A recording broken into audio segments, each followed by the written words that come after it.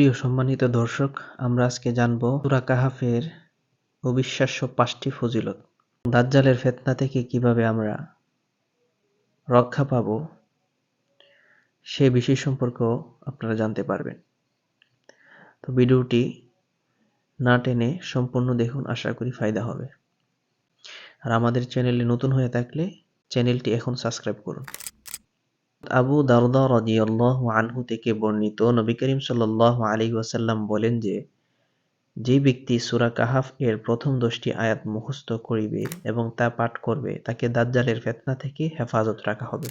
2 number, রাসূল সাল্লাল্লাহু আলাইহি ওয়াসাল্লাম আরো বলেন, যে ব্যক্তি সূরা কাহাফ পাঠ করবে, কিয়ামতের দিন তার জন্য এমন একটি নূর হবে যা তার অবস্থানের জায়গা থেকে মক্কা পর্যন্ত আলোকিত করে দিবে।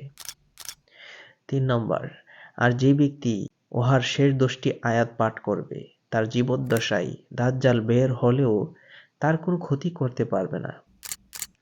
4 নম্বর, রাসূল সাল্লাল্লাহু আলাইহি ওয়াসাল্লাম আরো বলেন, যে ব্যক্তি জুমার দিন সূরা কাহাফ পাঠ করবে, সে 8 দিন পর্যন্ত সমস্ত ফিতনা ফাসাদ হতে নিরাপত্তা লাভ করিবে। 5 নম্বর, যে ব্যক্তি সূরা কাহাফ এর প্রথম ও শেষ আয়াত পাঠ করে, তার পা থেকে মাথা পর্যন্ত নূর হবে, আর যে সম্পূর্ণ সূরাটি পড়বে, সে জমিন হতে আসমান পর্যন্ত পূর্ণ নূর লাভ করবে।